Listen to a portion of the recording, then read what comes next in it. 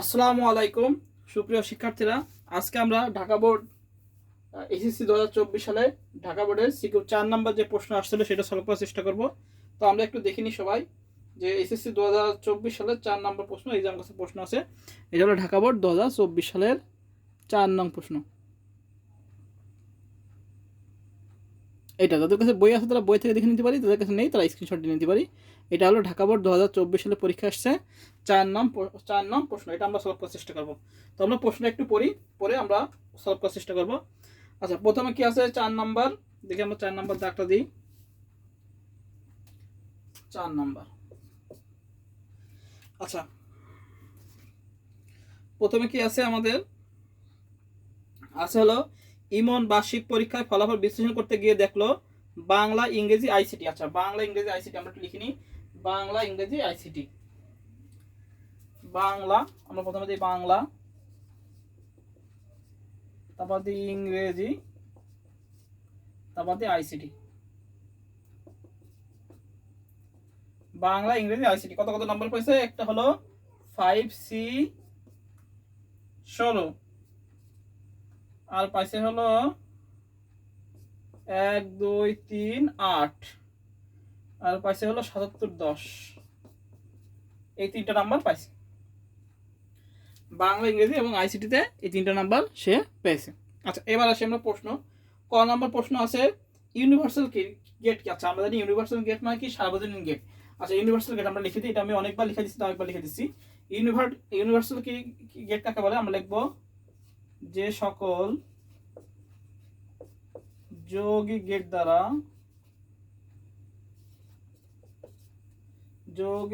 দ্বারা মৌলিক gate,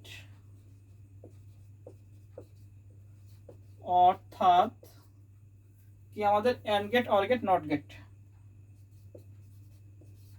and or not gate সহ অন্যান্য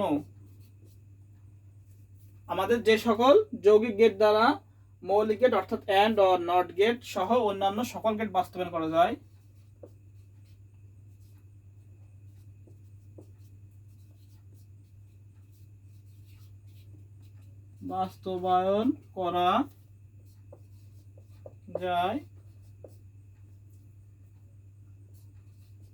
তাকে কি বলা হয়? ইউনিভার্সাল গেট বলা হয়। যেটা বলে সে দিয়া তাকে ইউনিভার্সাল, এখানে বাংলায় দিয়া আমরা ইউনিভার্সাল যেটা বাংলায় দিয়ে আছে বাংলায় লিখি ইউনিভার্সাল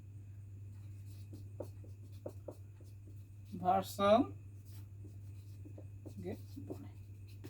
এটা হলো আমাদের 1 নাম্বার ক নাম্বারের সংজ্ঞা। 4 এর ক কি লিখবো আমরা? যে সকল যৌগিক গেট দ্বারা ইউনিভার্সাল গেট কাকে বলে আছে, তা আমরা লিখবো যে সকল যৌগিক গেট দ্বারা মৌলিক গেট অর্থাৎ and gate, or gate, not gate সহ অন্যান্য সকল গেট বাস্তবায়ন করা যায় তাকে কি বলা হয়? আমাদের ইউনিভার্সাল গেট বলে। তাহলে এটা আমাদের ক নাম্বার গেল। এবার আসি আমরা খ নাম্বার।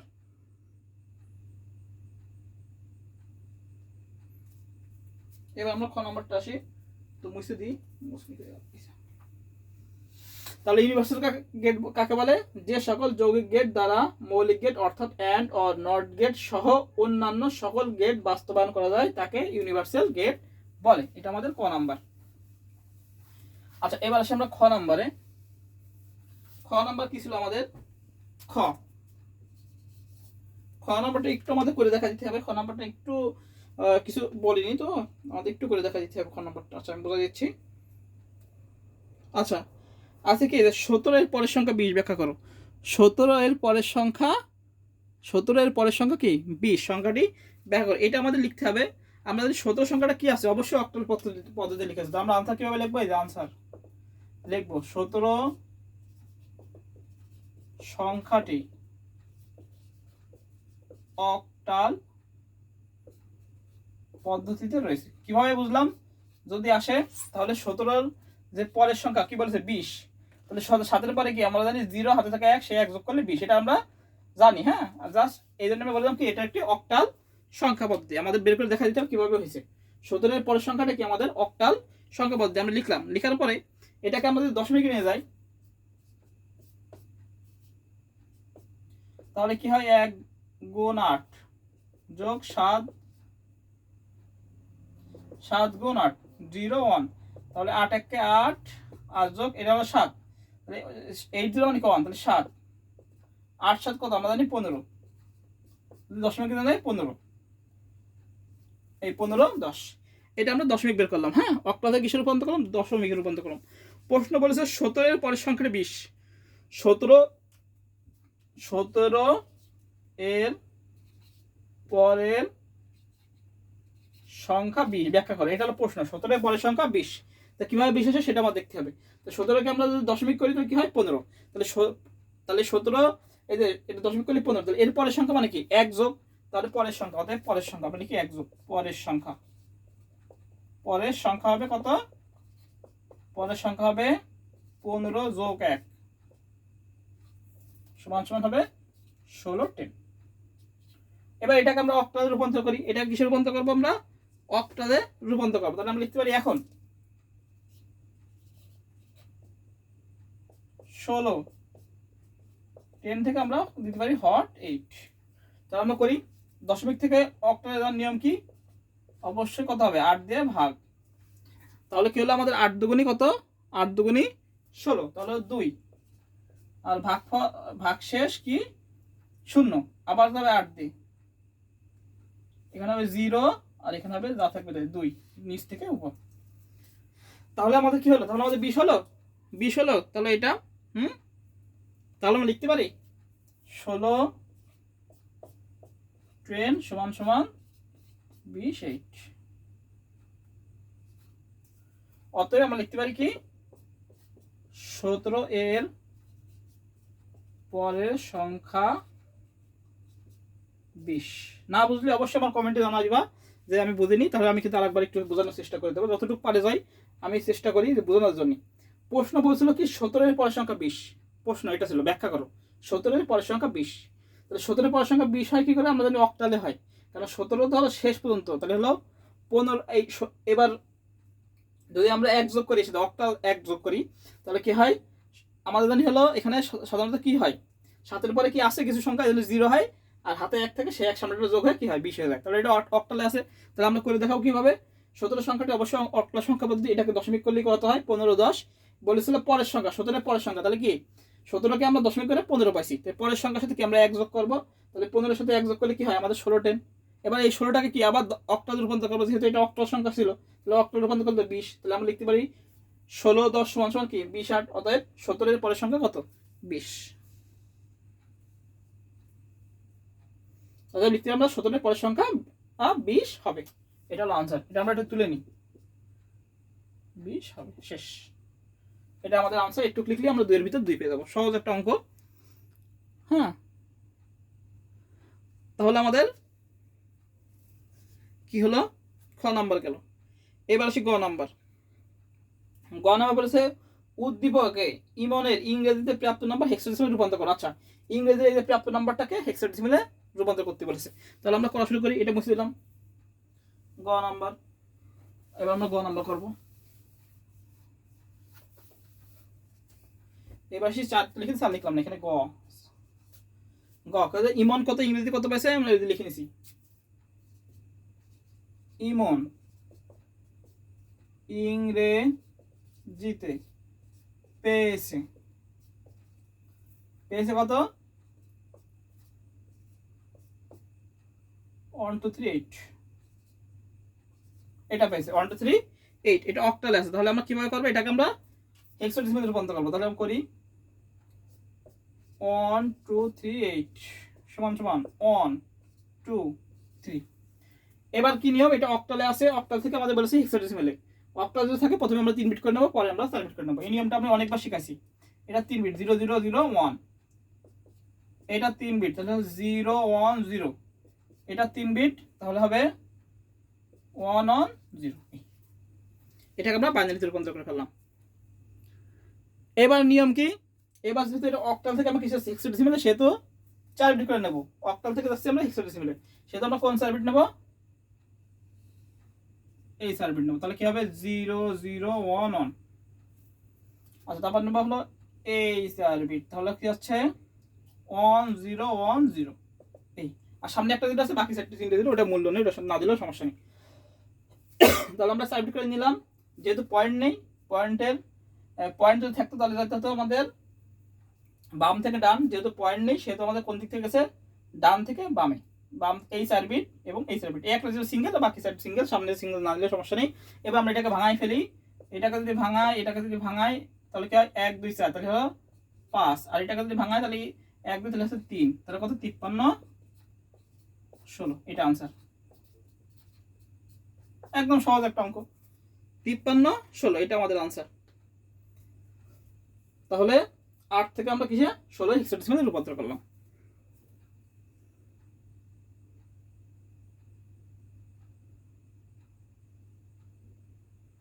আমি আরেকবার বলে দিচ্ছি, ইমন ইংরেজিতে যে নাম্বারটা পেয়েছে অক্টালে আছে সেটাকে কিসে রূপান্তর করতে বলেছে, হেক্সাডেসিমালে।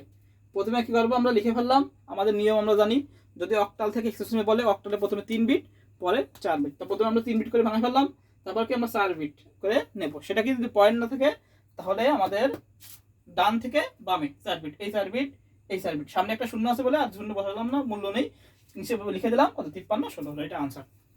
গ নাম্বার শেষ, একদম ছোট একটা অঙ্ক দিছে, ইজিলি শেষ। এবার আমরা ঘ নাম্বারটা করি। আচ্ছা, ঘ নাম্বার, এবার আমরা ঘ নাম্বারটা করি। ঘ নাম্বার একদম সিরিয়াল করে লিখে দিয়েছি, এখানে লিখে রাখছি। আচ্ছা, ঘ নাম্বার প্রশ্নটা পড়ি কি বলেছে। ঘ নাম্বার প্রশ্ন বলেছে হলো, ঘ নাম্বার প্রশ্ন বলেছে উদ্দীপকের ইমনের 3টি বিষয়ে মোট প্রাপ্ত নাম্বার বাইনারিতে কত হবে। আচ্ছা, মোট প্রাপ্ত নাম্বার যখন বলবে তখন আমরা 3টাকে দশমিক করে যোগ করে টোটাল যে সংখ্যা হবে ওটাকে বাইনারি করব, এক কথায় শেষ। তাহলে আমরা অঙ্কটা আমরা শুরু করে দিই। আমরা প্রথমে তাহলে কি করব, প্রথমে আমরা 3 জনের মোট নাম্বারকে বাইনারিতে নির্ণয় করব। তাহলে লিখবো, আমি সংক্ষেপে লিখে দিচ্ছি, তোমরা একটু লিখে নিবা। 3 জনের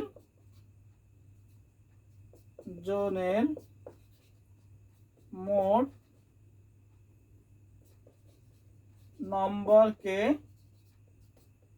বাইনারিতে নিচে রূপান্তর করা হলো, নিচে রূপান্তর করা হলো। 3 জনের মোট নাম্বার বাইনারিতে না নিচে বাইনারিতে লিখবো আমরা উদ্দীপকে ইমনের 3 বিষয়ের মোট নাম্বার বাইনারিতে নিচে নির্ণয় করা হলো। 3 জনের উদ্দীপকে ইমনের 3টি বিষয়, সরি 3টি বিষয়, 3 জনের না, উদ্দীপকের ইমনের 3টি বিষয়, 3 বিষয় আমরা লিখতে পারি এখানে 3 বিষয়, 3 বিষয়ের মোট নাম্বার কে বাইনারিতে নিচে রূপান্তর করা হলো। আচ্ছা, তো প্রথমে আমরা শুরু করে দিই। তাহলে ইমন বাংলায়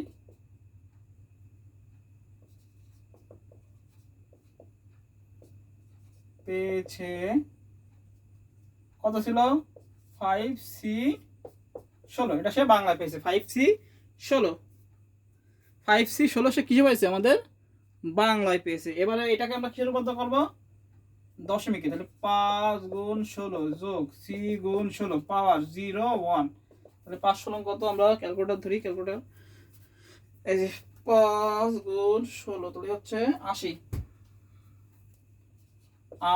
আর এটা হলো ABC 9 10 11 12, তাহলে হচ্ছে 12, এটা আমাদের আমরা জানি যে 1, তাহলে হচ্ছে কত আমাদের 80 92 হচ্ছে 92 10। বাংলায় পেয়েছে কত আমাদের 92 10। এবার আসি ইংরেজিতে,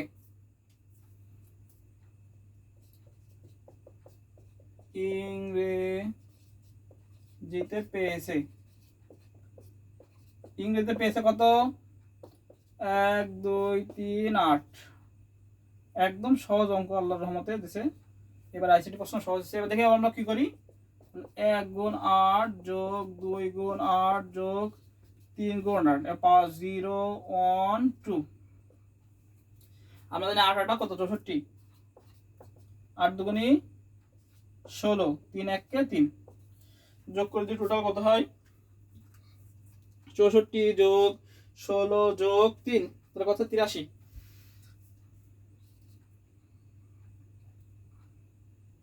এবার আছে 83 10।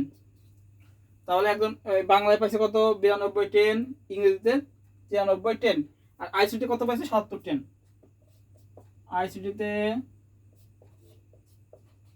পেয়েছে ইমন পেয়েছে কত 77 10। এটা এবার তাদের টোটালটা যোগ করে দিতে হবে আমাদের তিনজনের নাম্বারটাকে টোটাল যোগ করে দিই। তাহলে আমরা লিখতে পারি তারা মোট পেয়েছে আমরা এখান থেকে লিখি তারা ইমন মোট পেয়েছে, মোট নাম্বার পেয়েছে কত 92 যোগ 83 যোগ 77 10 সমান যোগ করে দিই আমরা।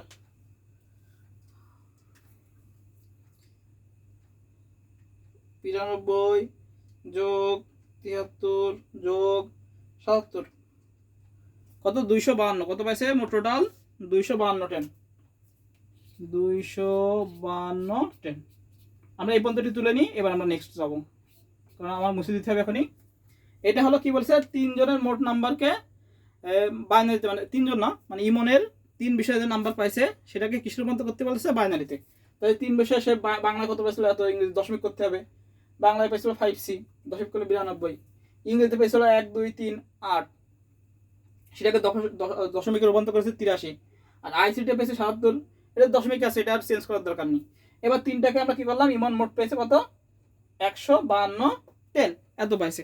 এবার এটাকে কিসে রূপান্তর করতে হবে, আমাদের বলেছে বাইনারিতে রূপান্তর করতে হবে। কিসে রূপান্তর করতে হবে বলেছে বাইনারিতে। তাহলে একটু আমরা তুলে নিই, এবার আমরা মুছে ফেলবো। তাহলে ইমন যে তিন বিষয়ে মোট নাম্বার পাইছে সেটা কত 252। এবার এটাকে বাইনারি করলে যেটা হবে সেটা আমাদের উত্তর। তাহলে আমরা মুছে দিই, এটা মুছে দিলাম। এবার মোট নাম্বার কত আছে 252। এবার 252 কে আমরা কিসে রূপান্তর করবো বাইনারিতে। তাহলে নিয়ম কি 252 10 কে আমরা বাইনারিতে রূপান্তর করব। তাহলে কত আসছে আমরা 252 ভাগ 2, তাহলে 126 আসছে। 126 তাহলে এখানে আসছে 0 আবার 2, তাহলে হচ্ছে 226 ভাগ 2 63, এটাও 0 আবার 2 ভাগ 2, তাহলে হচ্ছে 31। আর এখানে 1 আবার 2 31, 15 দুগুণে 30 না, 15 দুগুণে 30 1 2 7 দুগুণে 14 1 আবার 2 3 দুগুণে 6 1 আবার 2 2 1 2 এখানে 1 আবার 2 0 1। এই এবার যেটা হবে নিচ থেকে উপর, এটা আমরা জানি। এটাকে বলা হয়, আমরা জানি MSB মোস্ট সিগনিফিকেন্ট বিট, এটাকে বলা হয় LSB। এটা আমরা সবাই জানি, এটা প্রথমেই আমি শেখাই দিছি। MSB মানে মোস্ট সিগনিফিকেন্ট বিট, আর LSB মানে লেস সিগনিফিকেন্ট বিট। তাহলে এটাই আমাদের উত্তর। অতএব আমরা লিখবো কি তিনি ইমনের কি আমরা লিখতে পারি, অতএব একটু করে দিই আমি, অতএব 252 10 এটা আমরা বাইনারি করলে কি হচ্ছে 1 1 1 কয়টা 1 3 আর 3 6 দুইটা 0।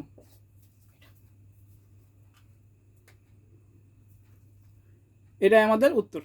এবার যদি আমরা আরেকটু সুন্দর করে লিখতে চাই, তাহলে দেখবো ইমনের তিনটি বিষয়ে প্রাপ্ত নাম্বার বাইনারিতে এত লিখতে পারি। আমরা আরেকটু সুন্দর করে লিখতে পারি, ইমনের 3 বিষয়ে